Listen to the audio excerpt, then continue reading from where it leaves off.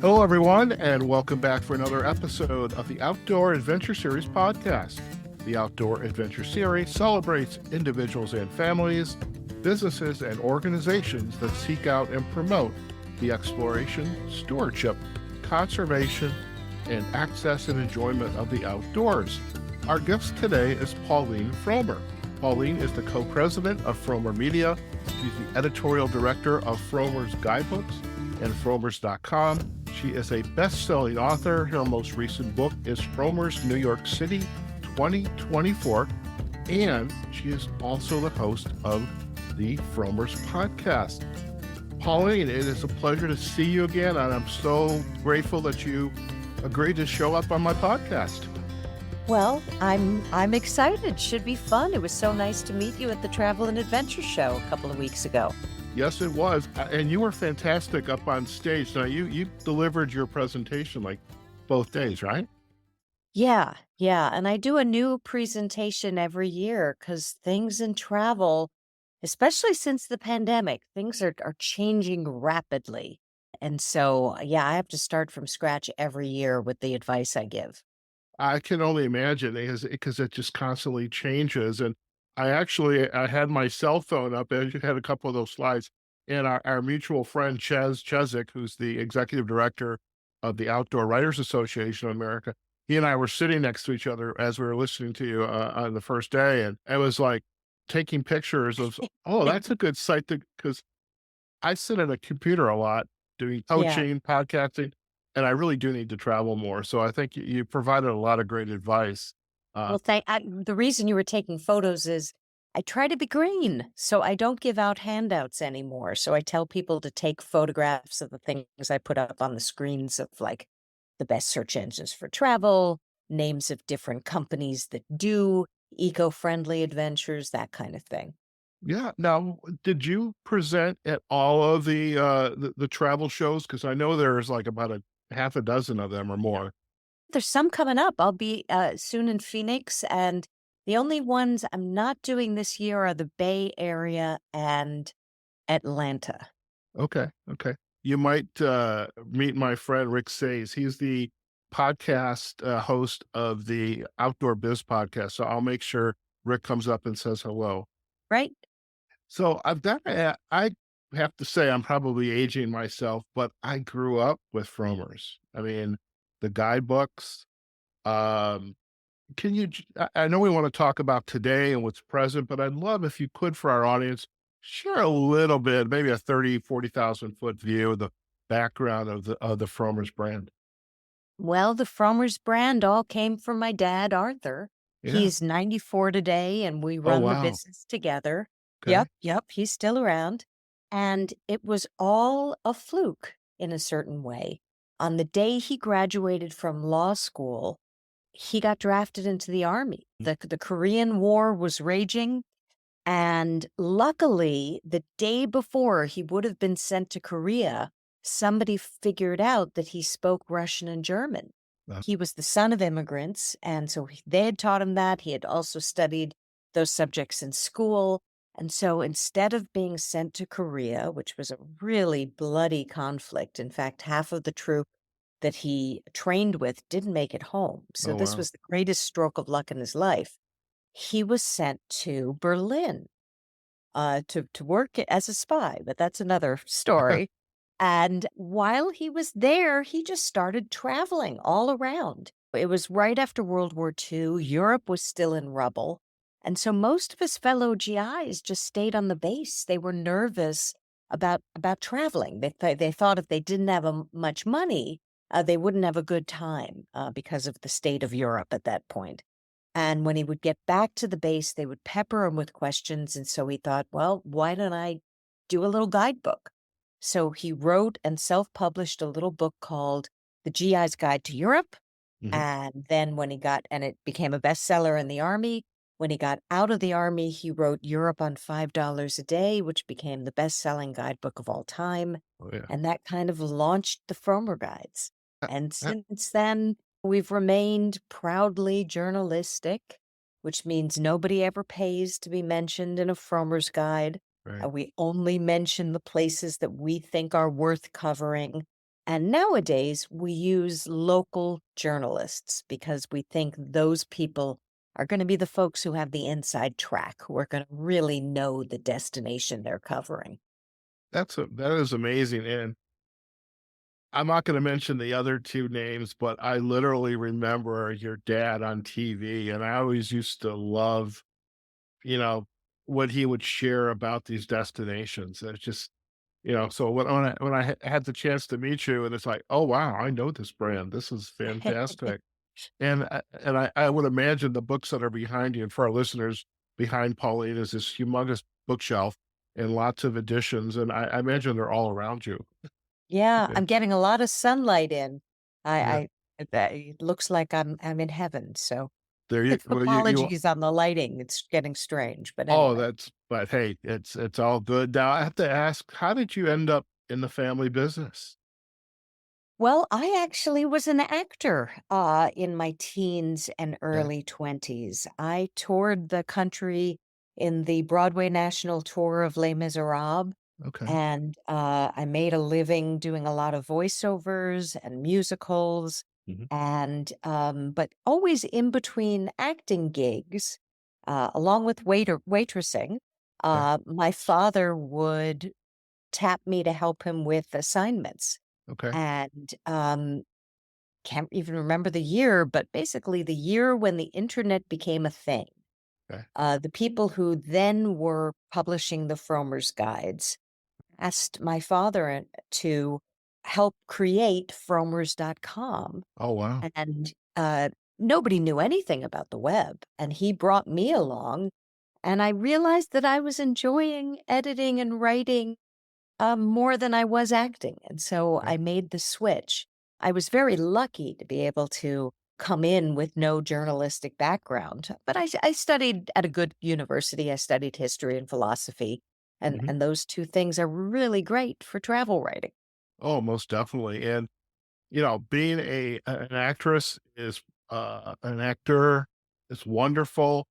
Being a starving actor, actress is not so wonderful, hence the Yeah, being being a wait staff in a restaurant, and yeah, I have yeah. to say, you what you're doing, being able to get out there and explore and immerse yourself in cultures and destinations, it's a wonderful life, and I'm incredibly lucky. It's a yeah, great family business. I don't know if I would have followed my father if it was dry cleaning, but mhm, I really, really lucked out. And we are very proud of not only opening up the world to so many generations, because I still believe that travel is not only one of the best educations you can give yourself, but I think it also furthers the cause of world peace. If yes, we get less scared of one another, we're right. more less likely to attack one another. So I'm proud of that, and I'm proud in this current climate that we keep so many journalists around the world working. It's been a real bloodbath in journalism. And for many of the folks who work for us, we're their last gig. So when you support guidebooks, you are keeping journalists working. I think that is an important point, and when I was introduced to the OWAA, I came in as a fluke. Because I have a business podcast, but I moved to Las Vegas, and I wanted to get out to the desert and the stars and take pictures of the Milky Way, and so I had to start to do that research, and that's how I discovered the OWAA, and have had the opportunity to meet a lot of journalists, freelance journalists, who are just passionate about their particular niche, and it's what you just said is very, it's I don't know, it's I don't know, some ways poetic because the industry was decimated and you're giving it life because of these travel opportunities. And continues to be decimated right now because of AI. Mhm, We have a lot of people asking AI chatbots to answer their travel questions. mhm, And so many publications just in the last 6 months have lost a full quarter of their traffic, which is really, really frightening. yeah, Noam Chomsky, the great left wing writer, basically said recently we shouldn't be calling it artificial intelligence. What this is a plagiarism machine. I mean, yeah, AI trained on our content. Yes. are copyrighted content. So I'm looking for a lawsuit to join on that front. Okay. Fair enough. So let's talk about fun stuff because Okay, good. there's Yeah, the yeah, dark yeah. side, but let's talk first off, Frommer's guidebooks and Frommer's.com. And I love the fact that you were on the cutting edge of the .com era. And obviously you have survived the COVID era. But what is it that makes the Frommer's guidebook so relevant and Frommer's.com so relevant today? Well, um, there's a couple of ways to answer that very quickly. Every guidebook series that's out there has a different audience, Mhm. and our guidebooks have always been written for the American audience. Okay. And Americans sadly take the least vacation time Yeah. of any Western nation. And so our guidebooks have always been highly curated because we know our readers, unlike, say, Lonely Planet readers, Lonely Planet was created for Australians. Those guys are always on the road. And Right. so they're trying to be encyclopedic, whereas we're trying to say, no, you have limited time. This is really going to be worth your time. You can skip this. We try to shoot from the hip. We'll tell people what doesn't work as well as what does. We just try to be really honest with our readers and help them with the hard stuff, like Mhm. putting together good itineraries. Mhm. That's a really hard thing when you're trying to conceptualize in advance of a trip. How do I Mhm. spend my time? And what we always advise is some of your time should just be left open so you can Right. just wander and explore and find things. But there are other things you're going to want to see. And so we try to be very blunt with our advice. As well, because we're journalists, we've visited every single hotel in the area and are only recommending the ones we think are worth your while. The same Mhm. for restaurants, the same for attractions, the same for shops. You go to like a trip advisor and, you're looking for hotels, you're going to get the advice of somebody who stayed at exactly one hotel. Mhm. And so they may not know that right down the road is a place that's cheaper and better. And I'm giving them the benefit of the doubt that they're human, because you have a lot of AI generated garbage reviews on every site right now. So a lot of what you read on the internet is disguised marketing. When you go to a travel site like ours or the Frommer guidebooks, you're getting actual journalism. All right. Yeah, I have a website that I go to. Frankly, I don't know why I go to it, but every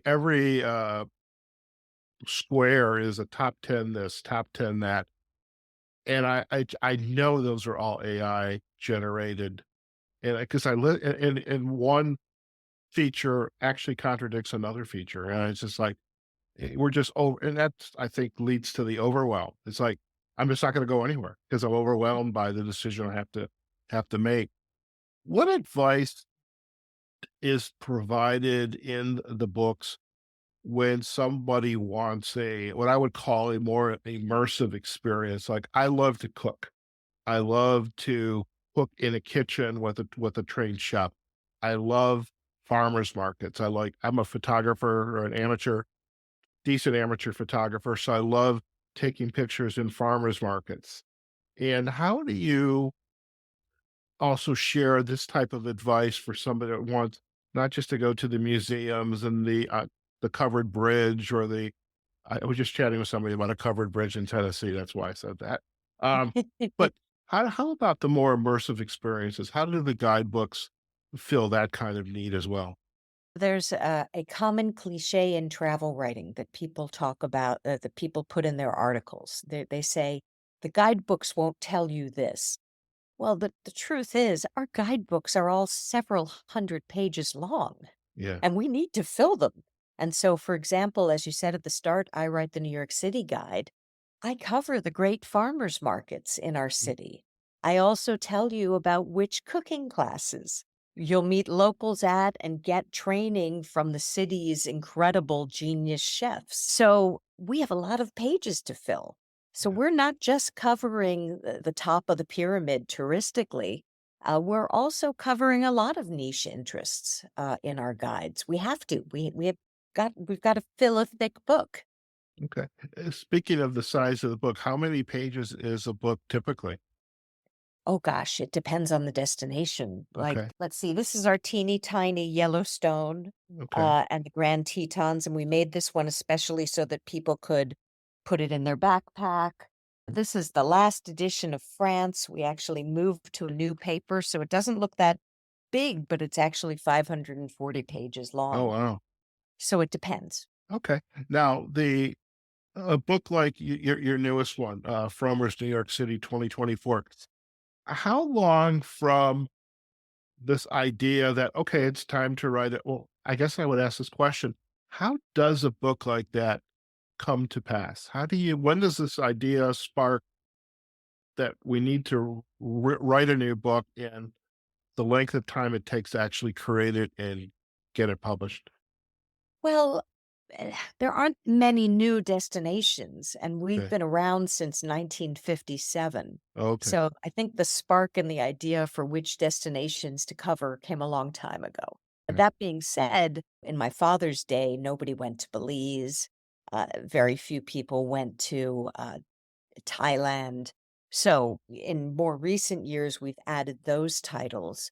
Now we update the books. Okay. So for to give New York as an example, since I've been doing that recently, um, in 2023, the perfect storm happened in New York City. Uh, on September 18th, Airbnb and all short-term rentals became illegal in the city. Okay. And so overnight, we went from 50,000 Airbnbs down to 7,000. Mm, And then, because we've had so many migrants sent to us by the southern states and also just arriving here, I think mhm, it's something like 100,000 migrants. Because New York City is a sanctuary city, we have a law from, I think it's 1988, that anybody who asks for sanctuary has to get it.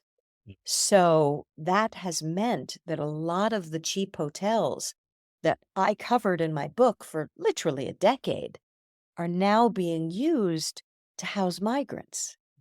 And that combined with the lack of short term rentals has, in many cases, doubled the cost of lodgings in New York City just mm, in the last 6 months.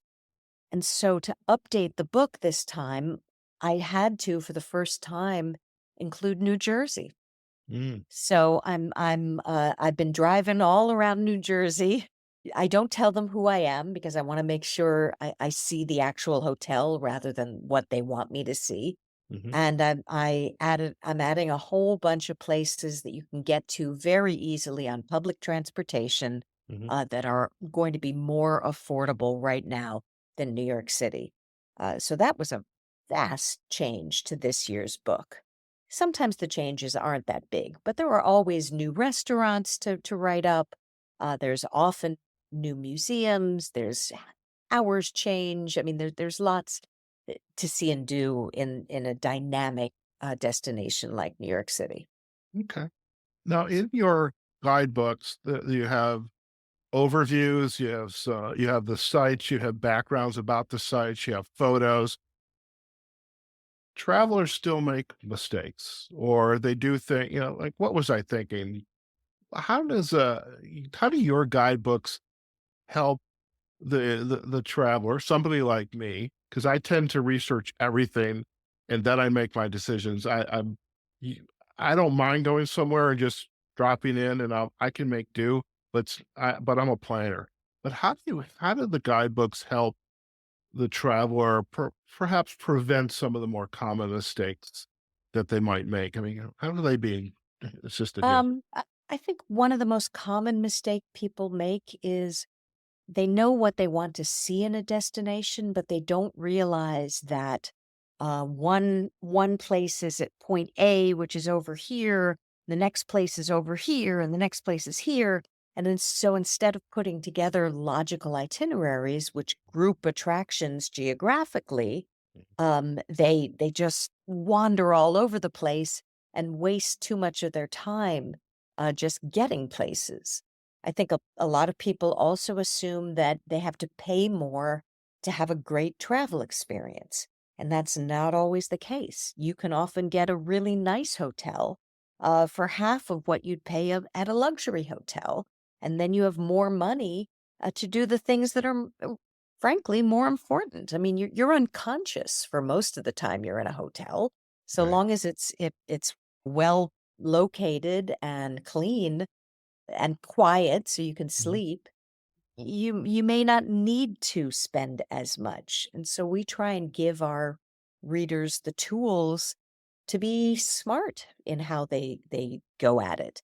As well, I think people enjoy their vacations more when they bring something to them, Mhm. when they bring open questions, when they read about the destination in our guidebooks and also maybe novels and history books. And when you watch TV shows and movies set in the destination so that your mind is just buzzing with ideas about what it's going to be like.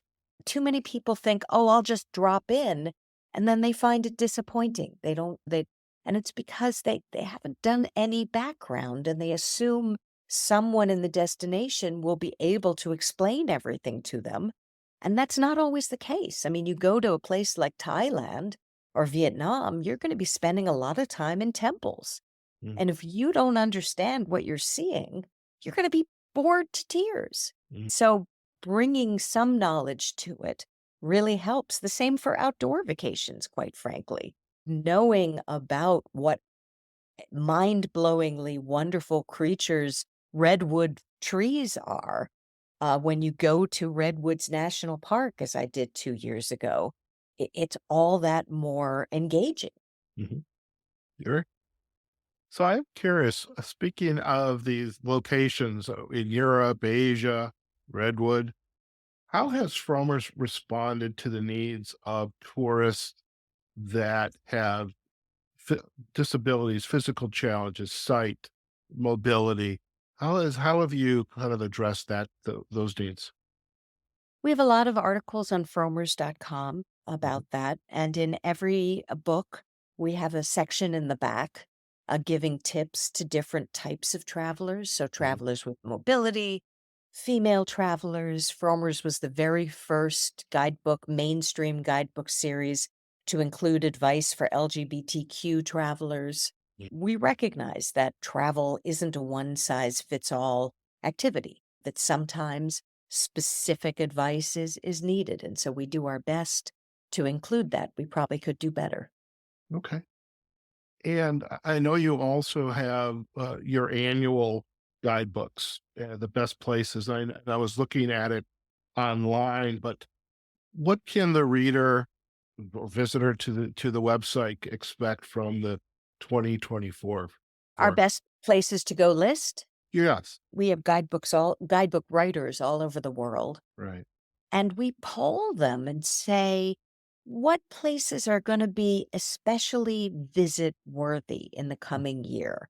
We think Mhm. destinations are like wines. Mm. Some years they're really great, some years not so much. And so we say, what's going to be at peak performance in the coming year? Either because there's a special event that's going Mhm. to have all kinds of really fun things to see and do surrounding it, or because it's a destination that's suddenly more affordable or more doable. Like, for example, the Cook Islands made our list this year because for Oh, the wow. first time in 30 years, there's direct transportation there, which Okay.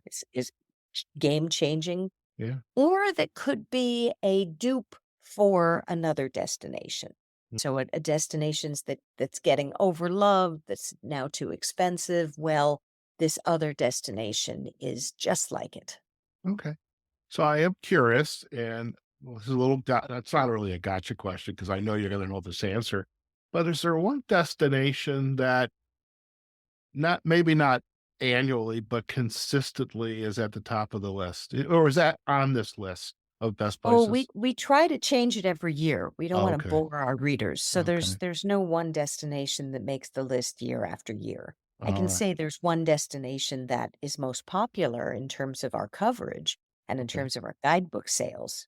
Can you Okay. guess what that is? Part of me is going to say either New York, London, or Las Vegas. I don't know. Italy. Italy. Italy. Oh my Everybody wants God. to read about Italy. Wow. 20 years. I always said I will visit Italy when I'm in a relationship and or married. And mind you, I haven't been to Italy yet, but that's a whole other. Okay, I think there's a kernel of something there. Mhm. I think you're meant to go to Italy to meet your future spouse. Right by the, was it the Trevi Fountain? Is that it? Yeah, Where you, well, maybe not there because you'll meet another tourist, but uh, an Italian wit people are just incredibly warm and outgoing and marvelous, and they have a really good education system in Italy where in the grade schools they learn philosophy. They learn what the great Roman philosophers taught and what later philosophers. And so I think it's a nationality that is very good for love okay. because they take a long term view of things rather than just concentrating on the nitty gritty. But I don't want to say anything about a whole nationality, but I do think that makes the Italians different. That they're Okay. a civilization that still takes philosophy seriously. Very good. And they have nice cafes. You can sit down. They have a Oh, coffee, glass of, best, and the food is amazing and it's beautiful, and you got to go. okay, What are you Pauline, I commit thinking? to that. I commit to that. So I am curious, as of from one podcaster to the next, how did you get roped into hosting the Frommer's podcast?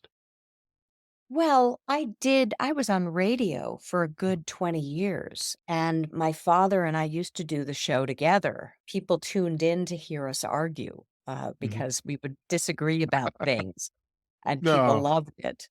And unfortunately, at the height of the pandemic, my main radio station I was on went to an all politics format. Okay. So I lost my spot. I'm trying to get back on radio, but the podcast was a way for me to keep our listening audience Mhm. and to keep that all going until knock wood I can get back on radio. We'll see. Oh, okay. Is podcasting a way to extend the brand out to destinations in addition to hiring the writer to write about the hotel, the experiences, this piece of the city to go out Well, there we and often interview? have our guidebook writers on as guests, Oh, but I have a lot of people on as guests. You don't have to oh, work yeah. work fromers for me to interview you. Many years ago, my dad ran a magazine, founded a magazine called Arthur Frommer's Budget Travel, Okay. and there was a motto for the staff, which was it's not about your vacation, it's about the readers. And I Right. kind of keep that going for the podcast too. I always Okay. want to give information that I hope will make someone's vacation better. Okay. Or allow them to understand a culture they're visiting in a more rich way. So, All right.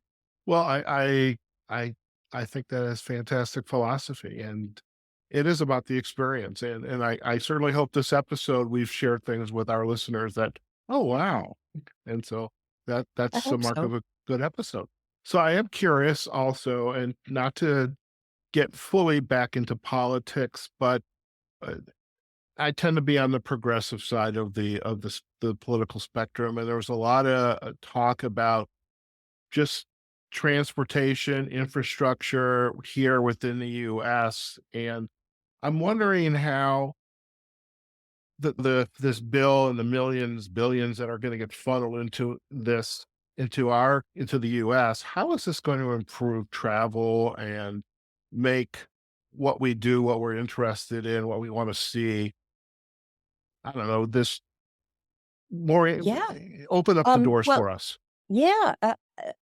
Couple 2 years ago now, Biden passed probably the biggest infrastructure bill since Franklin Delano Roosevelt.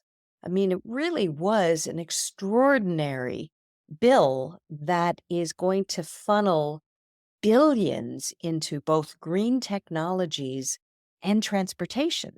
Mhm. And so, how's that going to change how you travel? Well, it's going to actually make Amtrak pleasant. They're going to really redo Amtrak. They're going to make it much more accessible to Mhm. people with disabilities.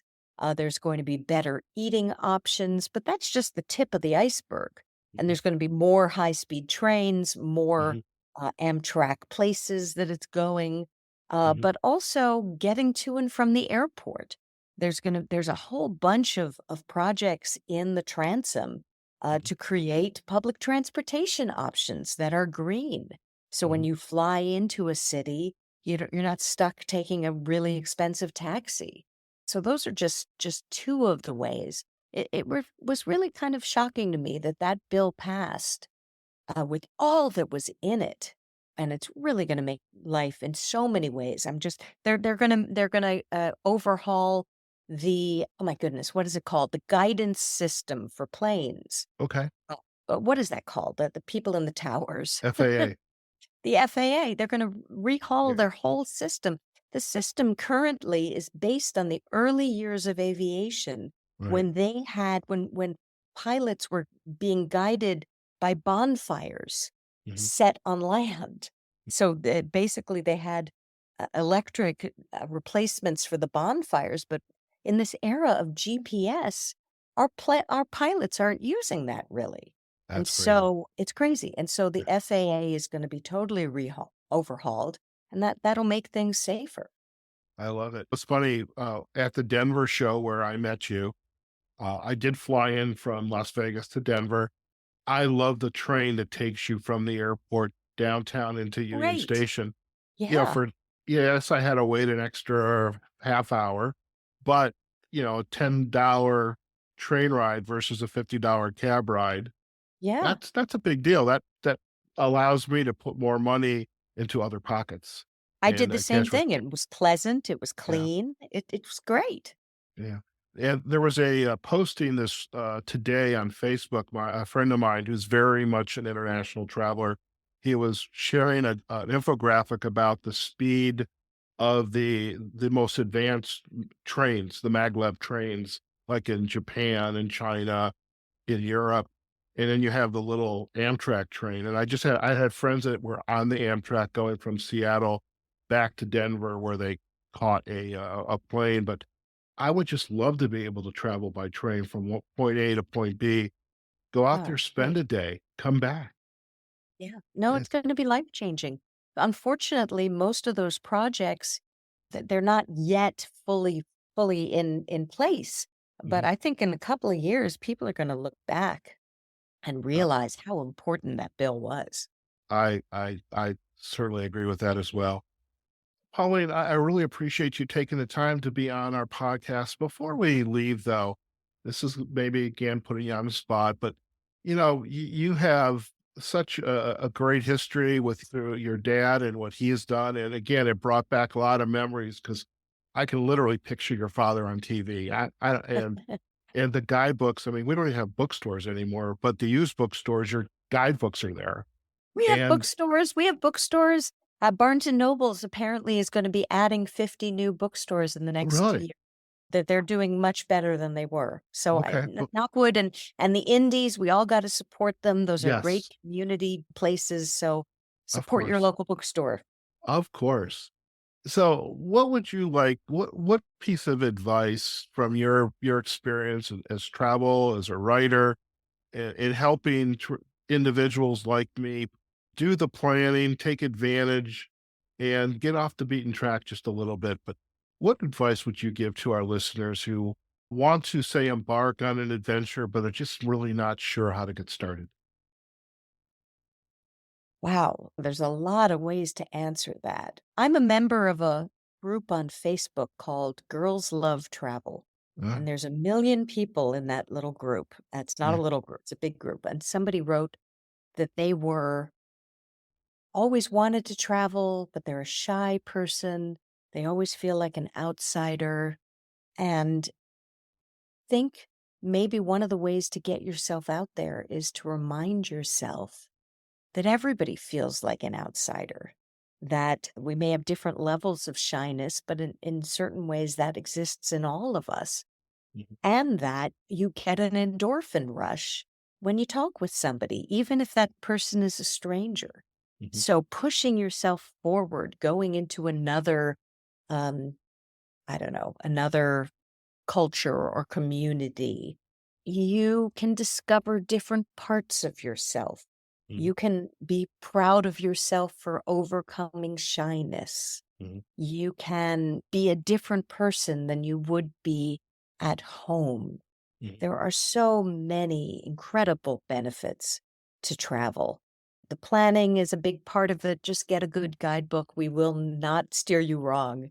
But I think there's also a mental challenge to overcome because many people are shy. Right. So I think 99% of the folks who go out there and travel come back realizing that it was the best way they could have spent their money, I I love think. it. I love it. Thank you for gifting us with that insight to go. Thank you so much. Thank you. So, before we head out, if our listeners would like to learn more about you, the Frommer's brand, where are the best places for them to go? I know the answer already, but please share that with our Well, listeners. go to your local bookstore. As I was saying, you'll find Frommer's books there. If you don't see them, go up to the counter and say, "Hey, why am I not seeing Frommer's guides? You should order them." Go to frommers.com on the web, which is spelled Frommers. Lots of great timely articles there that will affect how you travel. Like we have one up right now about which Caribbean islands are safe, which are getting worse in terms of safety. And also, please, wherever podcasts are heard, if you'll look for the Fromers podcast, I'd love to have you as a new subscriber. You got it, and I just subscribed today, so thank you so much. Thank Pauline, it's been an absolute pleasure to have you on the podcast, and really, truly, I'm grateful that you spent some time with us today and really, shared more and expanded our awareness of Fromers and just the history. And if you remember when you talk to your dad or visit him, just say I was on an interview with this guy. And he remembers you and thanks you. So that was Oh, I will yeah, do so. Thank you. yeah. Thank you so much. Listen, stay in the line. We're going to do a real quick close, and you and I can have a final chat. Okay. All right.